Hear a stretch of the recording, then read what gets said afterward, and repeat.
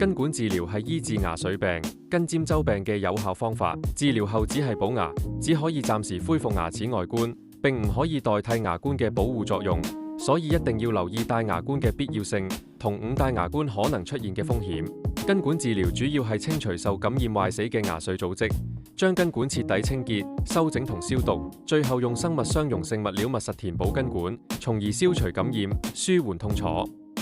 因為治療後牙髓被完全清除，牙齒會失去營養供應，慢慢變得脆弱、乾燥，好易崩裂。加上牙體本身有缺損，承受咬合力嘅能力會大幅下降。如果唔戴牙冠，平時咀嚼咬合好容易因為受力不均而出現崩裂、折斷，嚴重嘅話仲要剝牙，導致牙齒缺失，影響咀嚼同口腔健康。戴上牙冠可以完整包裹住脆弱嘅牙體，分散咬合壓力，防止牙齒裂開，同時隔絕細菌入侵，避免補牙物料脫落同再次蛀壞，長遠維持牙齒嘅功能同外形，係根管治療後必不可少嘅保護步驟。